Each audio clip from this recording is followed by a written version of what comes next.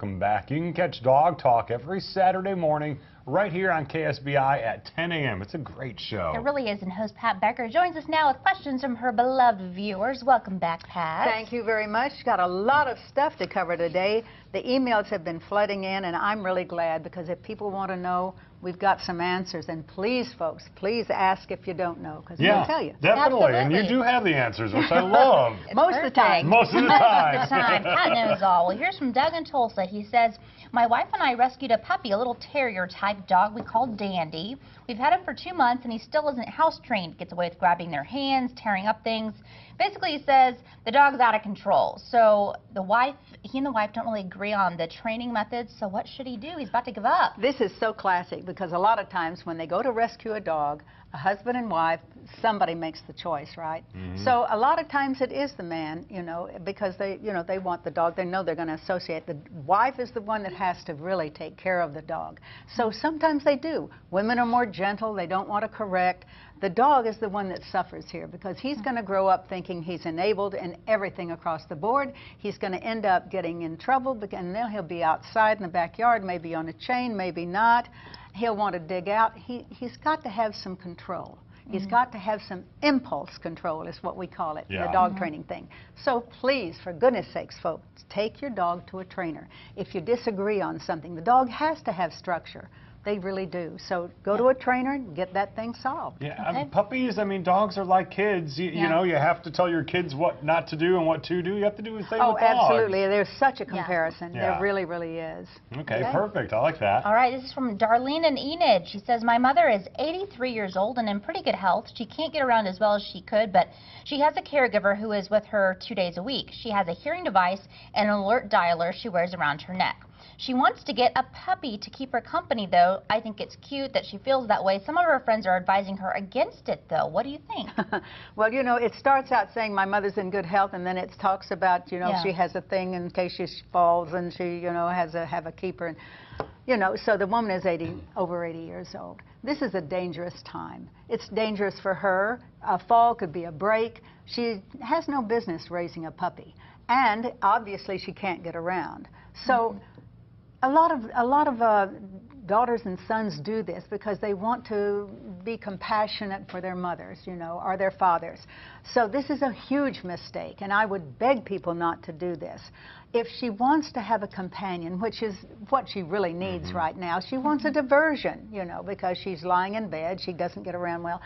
So the best thing to do is to have maybe someone with a therapy dog come over a couple days of the week, or if her daughter wanted to foster a puppy or something, take the puppy herself, drop the puppy off at the mother's house.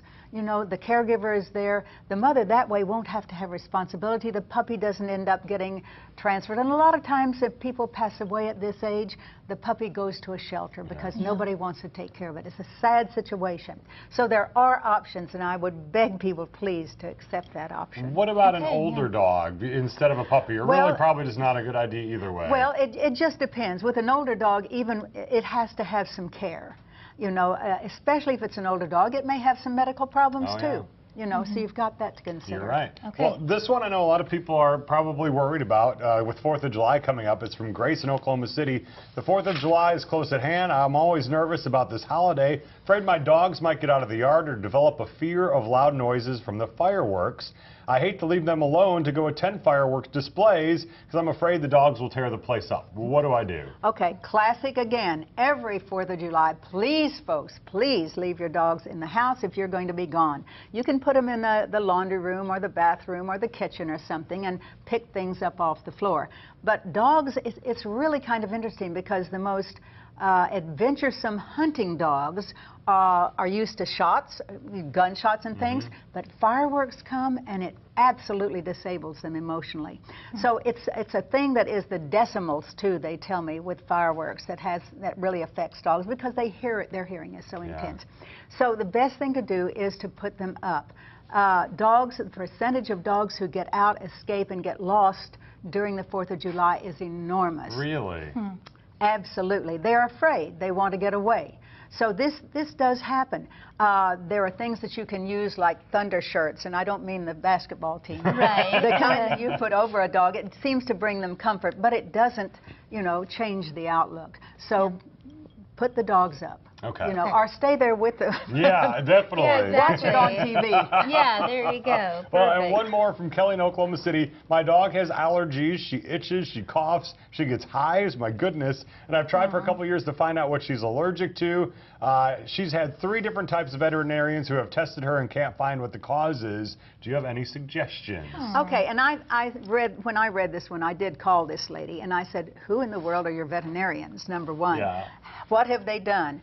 So a lot of times, it's the people themselves that the dog is allergic to. What? Now, can you really? get that? Interesting. Our dander, the falling off, you know, of cells, people who smoke. You know, there are so many things that a dog can actually be allergic to in that house.